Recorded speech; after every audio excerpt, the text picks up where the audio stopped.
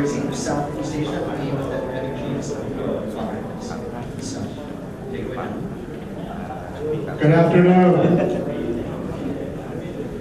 Everybody's fed, seated, caffeine. We can get started and stay on schedule.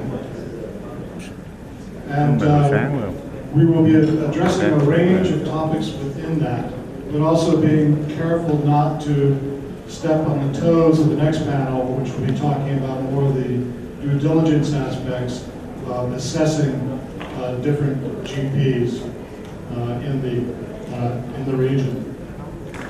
The fundraising environment globally is in fact very, very difficult. There's so much uncertainty in the world, and investors do not like uncertainty. So my experience in finding that investors are more anxious to find reasons not to make a decision than to do the further work to make a decision and potentially take risks. It seems to be having difficulty in raising funds. The irony is that there are in fact more and more pools of capital looking for investment, or should I say ready for investment. And one of the things that we want to touch on during this panel is where are those pools of capital? How are those pools shifted?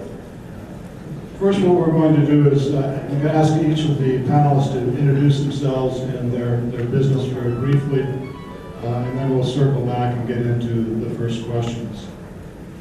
So Bill, if you'll begin. Good afternoon.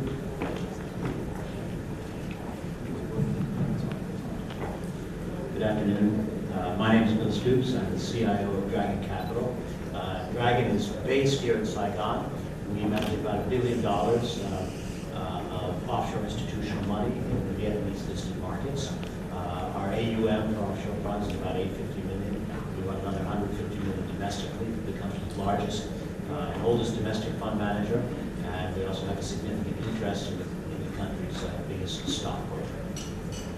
Dragon's been here since 1994 and is owned 10% by the IFC and 5% by the market. John? Thanks. So my name is John Cook. I'm based in Zurich, Switzerland. I'm chairman of a company called Rock Lake Associates, which is a small boutique but a global private placement firm, private placement agency. We work on both private equity, venture capital, real estate, asset classes across the world. We have 10 partners in Asia, Europe, US, and Latin America. We've raised about $1 billion in capital in the last number of years. Together, my partners have either managed or transacted in excess of $25 billion in their various prior capacities. I am also a partner in 2 companies in India, in Bangalore. One is an outsourcing operation that sets up captive outsourcing centers for US multinationals, and the other is an incubator, an accelerator for technology startups in the second Silicon Valley of the world. It's my 3rd time here at this conference, and I'm also the founder of the Private Equity Center at Thunderbird and the chairman emeritus of the center.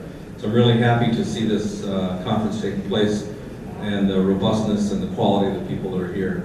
So thank you.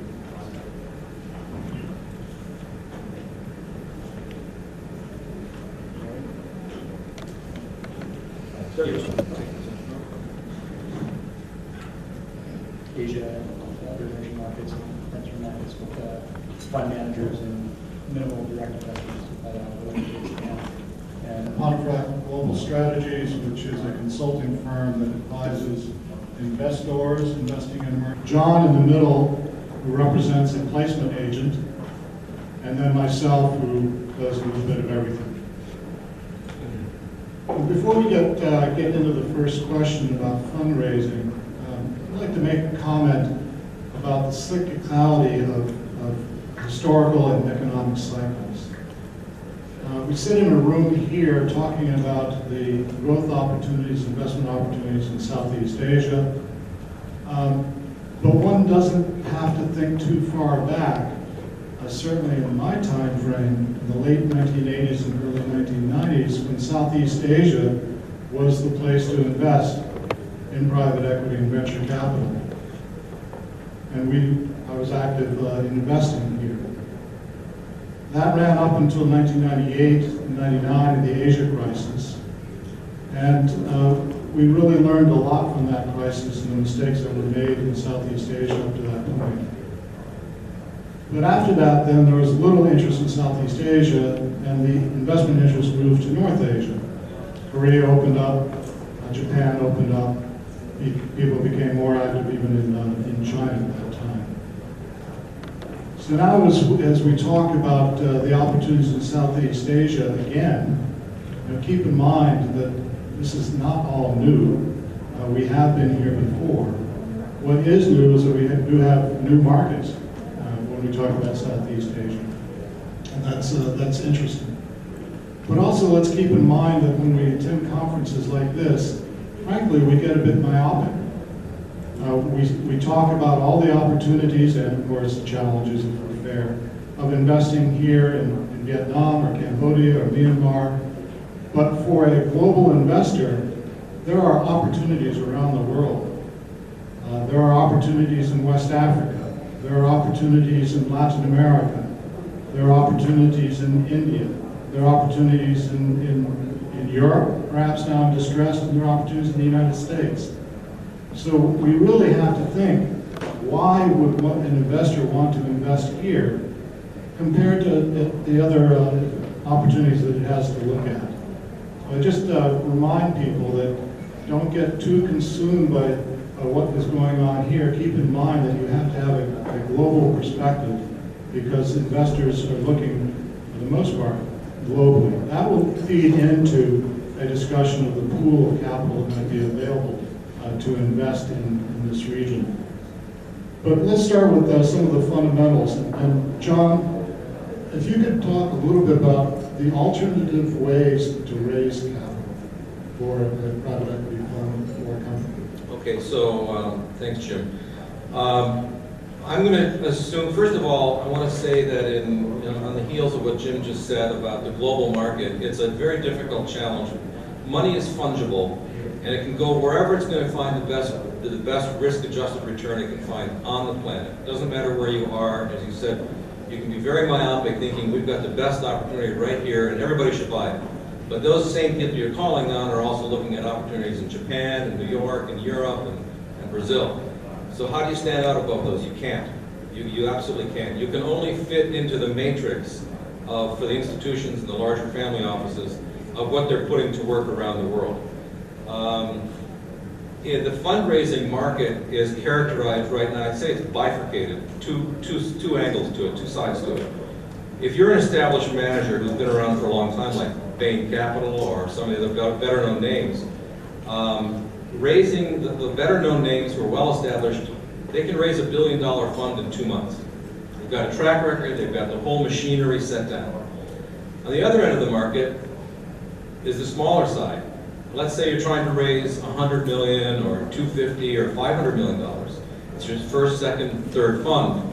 You can take 18 months or 24 months to raise that fund, whereas somebody else just raised $1 billion or $5 billion in record time. Now, what's behind that? What's happening? And I'll come to your question about the channels. Is that institutions are consolidating down to a fewer managers that they have established relationships with that they like. And on a risk-averse basis, they're stepping away from those they don't know. So that makes it, I'm assuming that we're addressing a market here, which is, how do I raise my fund if you're not established, okay?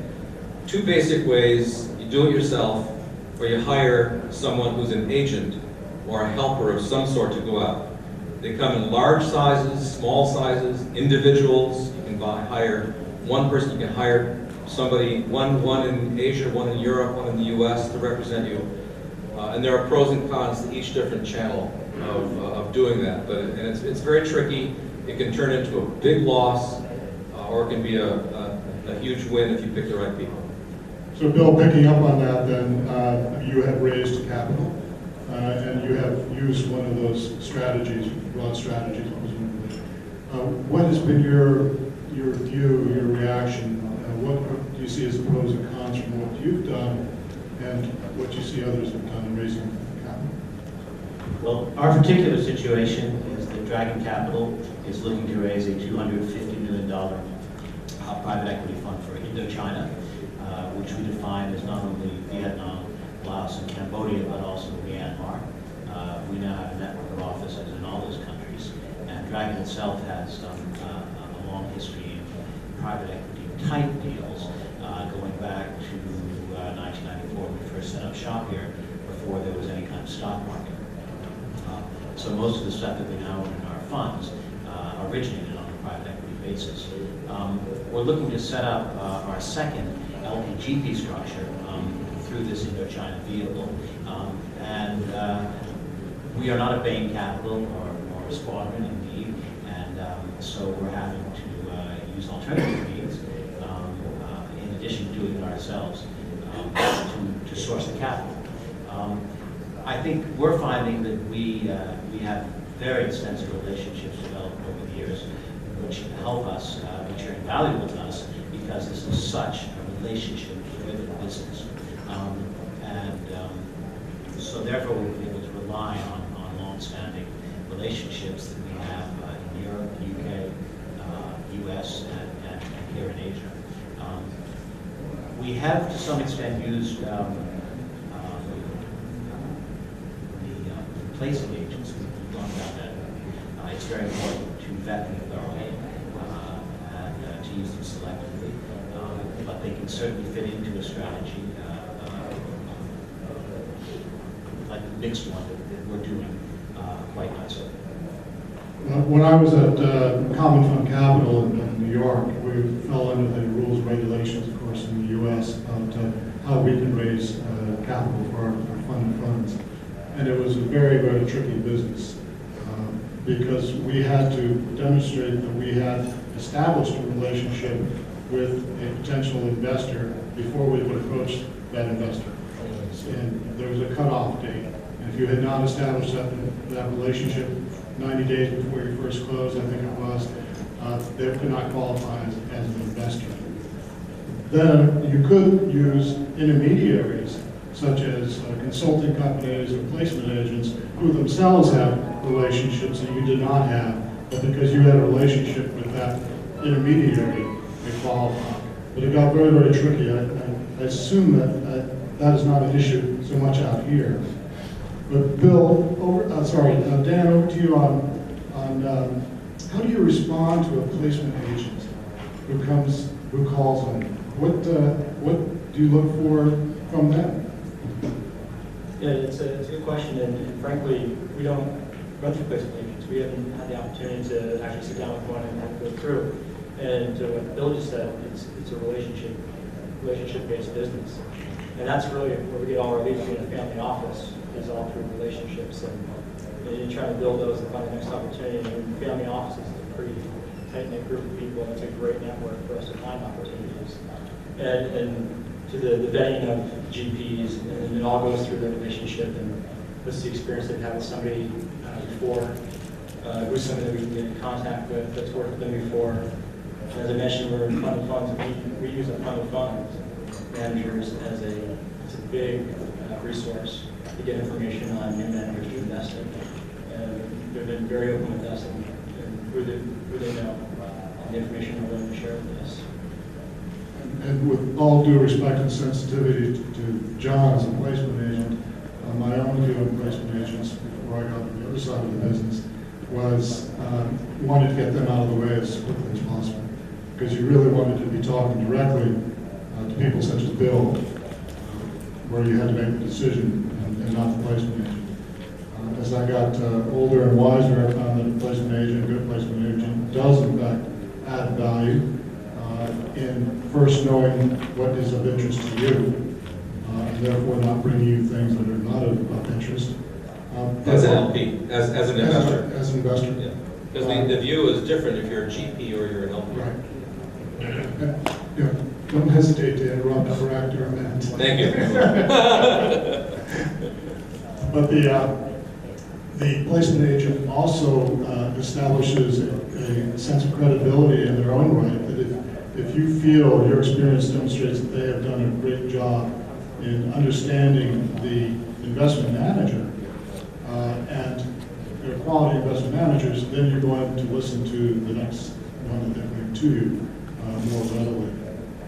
But at the same time, on the other side, I've always been a little bit skeptical of placement agents as nothing more than a Rolodex, an expensive Rolodex. I have, again, through experience and maturity and humility, come to respect placement agents more in the work that they do and can do on behalf of the. Can I jump in? Absolutely. I want to share with you, this whole discussion is just about sharing knowledge, so that hopefully we can impart some wisdom and some insights. I was at a conference, I think a super return conference or something in Europe about 10 years ago, and a guy by the name of Johnny Maxwell, who's now the head of Allianz Private Equity, the German insurance company, big global player, had always shunned placement agents when he was in his prior positions. And then he was put in charge of, I think it was Scottish, remember which one? Standard Life, yeah, in Scotland. And he had to go out and raise fund of funds. And he knocked on doors all over the world. And he got put onto couches and waiting lists and meetings canceled and calls all over the place to raise his own fund. And he came back and he said, from now on, I have huge respect for placement agents who save you all that time. Spoken by a placement agent. Bill, let's shift the conversation a little bit to the additional new pools of capital. How do you, since you are in the market, have been in the market, what is your perception of changes in where the money is located? Well, I think the breakdown is still more or less as it was some years back. There's still a huge chunk of money in the conventional institutional Main Street fund of funds area. But there's increasingly large amounts to be had in the family offices, and certainly DFIs are still there as well. In our own strategy, we're actually looking towards the DFIs and the family offices for a first close of about $50 million. And we would hope to use that to catalyze the funds of funds to come in later for another $200 million or so.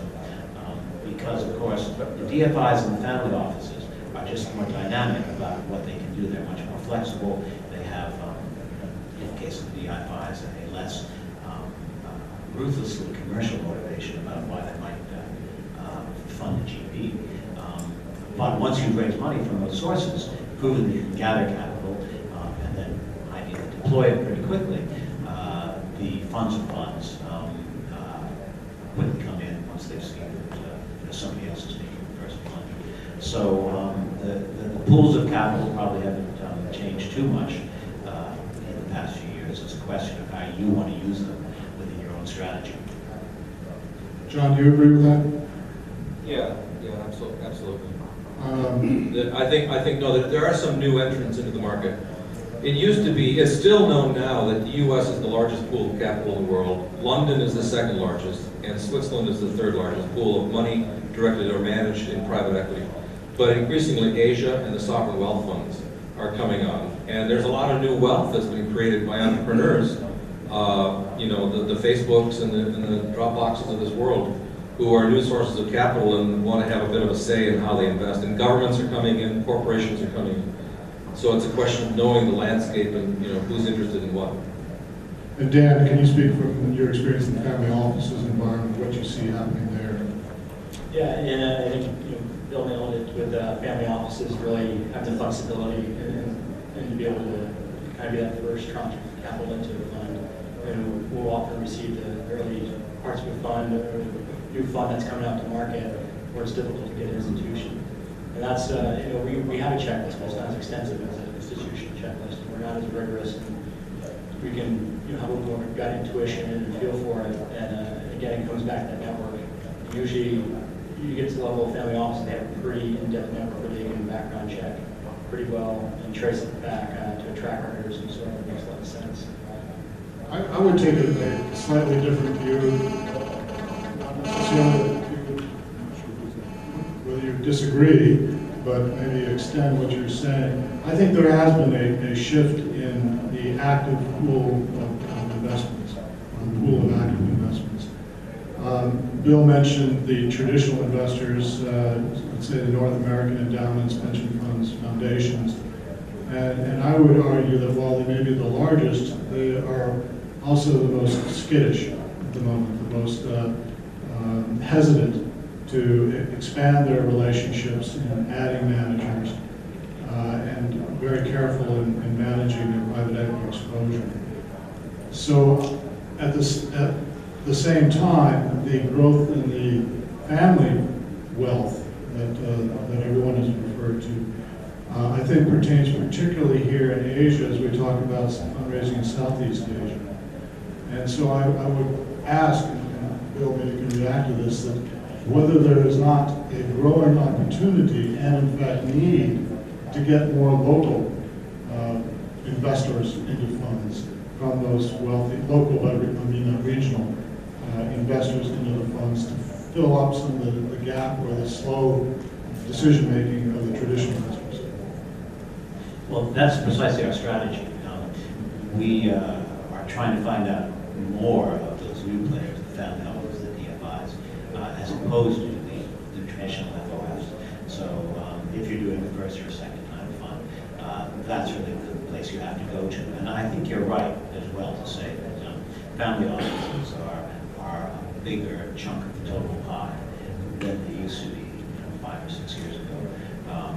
The SRs are still the biggest part of the pie, but family offices are coming from behind, and you only have to go to see how the pool has changed in recent years in places like Hong Kong, especially in Singapore, where the family offices have rapidly increasing presence.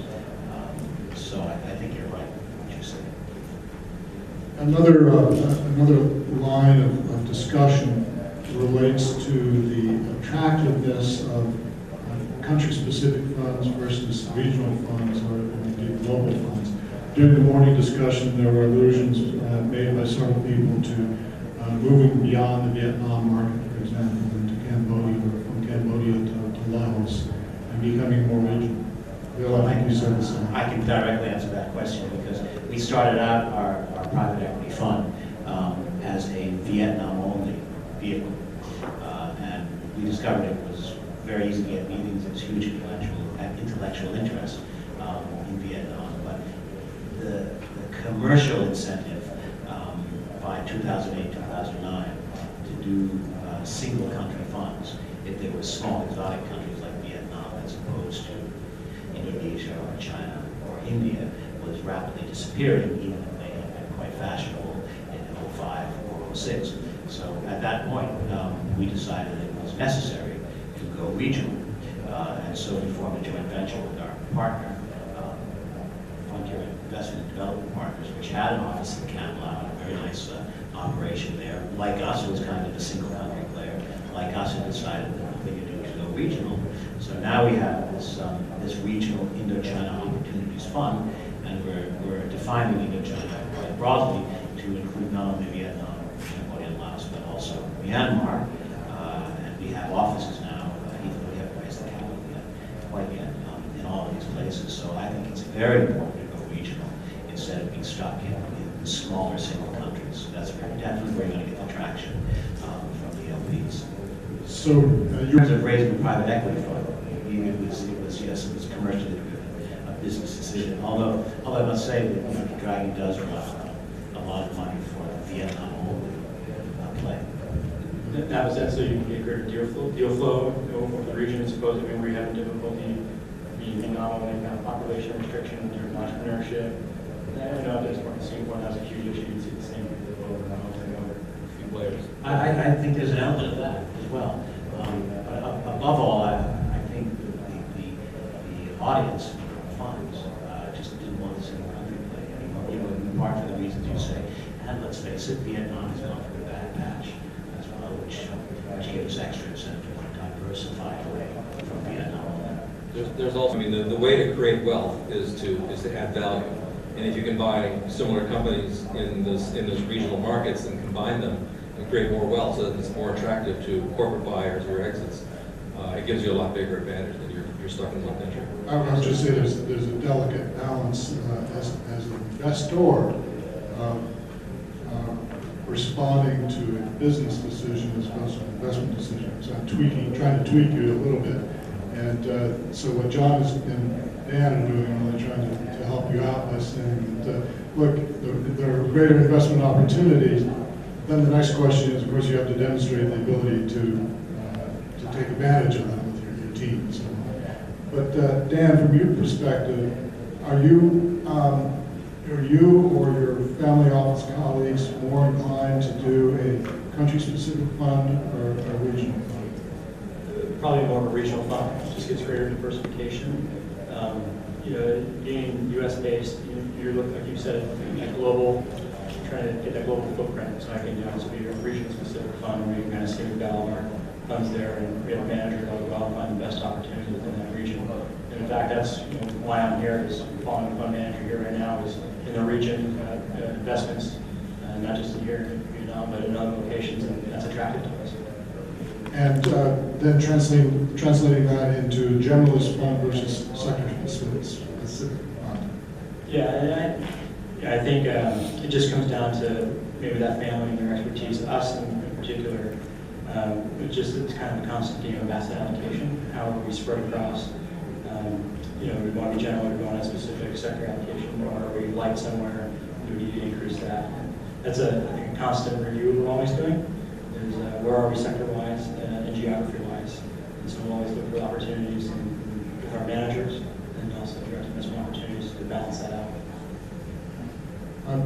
John, let's talk about some of the resources available that GPs could use to find investors or LPs could use to find GPs. What's your experience?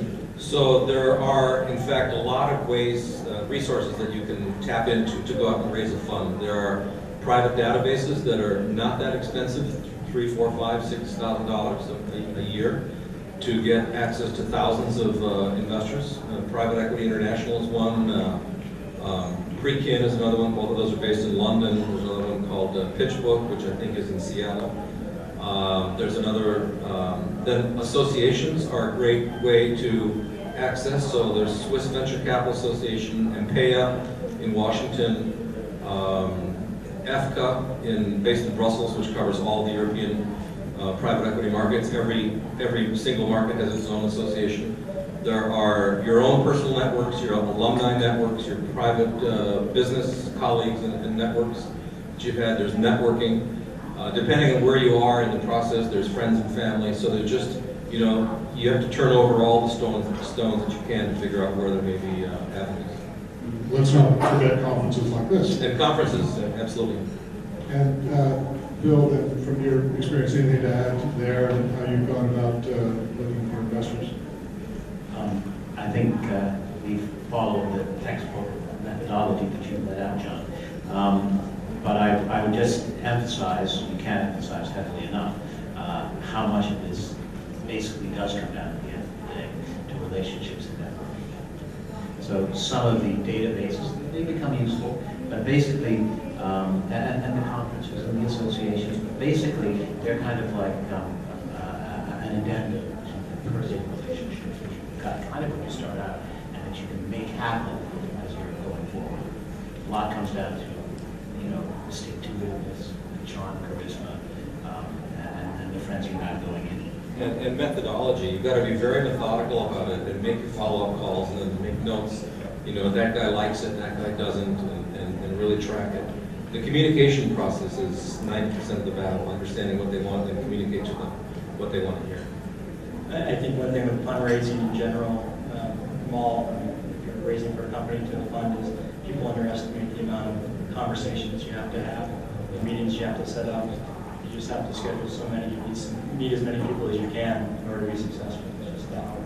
Well, that's my big takeaway from the whole process of raising the No China Fund. Every single contact you make anywhere is invaluable, and it's probably going to lead to something big if you just plug away with it. And you ask them for references. They say it's not for them, but do you know somebody else who this could be for? And it may not be this year in this fund. could be 5 years down the road. Or in fact, the individual you're talking to may move to another institution and establish a relationship. Let's talk a little bit about, from a fundraising perspective, the story that you would tell or hear that would convince you to invest in Southeast Asia. Keeping in mind that who you're talking to may very well be hearing a story from a West African fund, a Brazil fund. What is unique, distinctive? Oh boy. I'll jump in. I'll say I think the juxtaposition of Southeast Asia here between China and India is the driver, the entrepreneurial spirit here. If you look back, I was doing a little bit of reading. If you look back 20 years, Vietnam was the poorest country in the world. Only 20 years ago, 25 years ago. It had a per capita income of $95 a year. And it's jumped way up now in just 25 years because of the policy changes that have happened since Doi Moi. And 110 years ago, Argentina was the 5th largest country in the world. Yeah, and 1,000 years ago, China was the biggest, and now it's the second biggest. So I think it's the dynamism of the people, the policies that are in place here, better quality managers that are coming out here. There are a couple of comments made this morning that struck me and asked you all to react to. One was growth of consumer demand, and I believe that's the case. But I hear that story in Africa. I hear that story in Latin America, the rising middle class. But it's all true. It's all true, but I'm trying to narrow it down. Okay, what makes this area distinctive? The other line I heard was, well, if you look at the broader region and the size of the population and the number of countries, it becomes a very large market. But these are all individual countries. I've heard that same argument made about Africa. You know, you have a huge population base in Africa. You believe in the rise in consumer demand. Therefore, there must be a tremendous opportunity in Africa. But Africa is not one place. You know, it's 53 and a half countries. So those are the kinds of arguments that can be true. But how do you make this area distinctive to attract that investment? Dan, what do you hear? What do you think? Yeah, I mean, from what I see, there's tremendous opportunity. It's a lower cost of capital here to build businesses. And coming from a developed world like the U.S., it's almost maxed out opportunity. You see a lot of corporations heading over to Asia because that's where the new growth opportunities are. That's where you're going to make business. And so you can see replication happening out here. There's opportunity to replicate with smart entrepreneurs who've been educated to come back into their home state, home country, and they will build business with a lot cheaper cost of labor. And do it faster and cheaper than you used to be able to do. And it gives a great growth story if you get in the right business at the right time. I know that in our case, we're not called upon to compare China, or should I say Asia, to Africa, Latin America, Virgin, or what have you. We're speaking to people who mostly made the allocation decision already. So they'll ask us for facts and figures, and then it'll be up to them to sift what we tell them against everything else they already know about the other regions, because they have the global perspective that maybe we don't. It's more their call to make, right? So we're not actually trying to persuade people about Asia versus Africa versus Latin America. They've already decided they want a certain portion of their money in Asia, so we're competing against other Asian funds, right, or other Asian countries. And then, of course, we can be very eloquent on the subject of why Indochina versus China or Indonesia, what have you. But I will say that I myself would be hard put to argue the relative merits of Indochina versus West Africa. I just don't know enough about West Africa, and probably never will. And Dan, are you, as an investor, more attracted to funds or to direct companies? To be over in this area, it's really funds right now, just because it's a resource allocation. I understand that we're a family office, we can't just plant myself and my wife, my 2 kids over here that easily, and be able to run it. So it's really finding the right managers who can spread themselves across the country, be in country. But that's, that's the important part, that they're in country now, to really have a finger on the pulse. One of the strategies, since I've personally been involved with funds that are new funds and frontier markets, compounded risks, one of the perceptions of risk anyway, one of the strategies in fundraising has been to find a sponsor or an anchor investor, somebody who will come in, perhaps with an ownership of the management company itself and a commitment to be a large LP investor. How do you react to that, Dan? Because oftentimes that they may have preferred economics. Do you see that as an advantage from an investor, an additional investor in that fund, an advantage or a disadvantage? I don't know if I really have an opinion on it. I don't know if I've been seeing that opportunity as much as to kind of be the anchor investor or something like that. It's, You mean to be the anchor investor? Yeah. Or you're looking at it? We're looking at fund As an anchor investor. Yeah, it's, I mean, the funds we look at with anchor investors are huge institutions, and so it's not like a family office or something of our size. And so, But that can be seen, in my experience, I was involved in the marketing of a fund that was an Eastern European fund, and my company was an anchor investor in the management company, but didn't have the capital to make the significant investment as an investor. As we started out marketing in that manner, a significant institutional, educational institution found the team and liked what was going on and said, okay, we'll put in 100 million euros, it's a 300 million fund, 100 million euros, but we want a percentage of the management. Now this was a very well-known educational institution, very highly regarded, but the further marketing actually was bifurcated because there are certain other very successful, very large institutions who said, well, because they're in, we don't want to have anything to do with it. Too much influence. Yeah. And then there are others who said, well, if they're in, my God, it must be good. So we'll go. yeah, it probably just comes down to your opinion on that person, but I mean, obviously, I don't think you want someone to have too much control over management. You invest in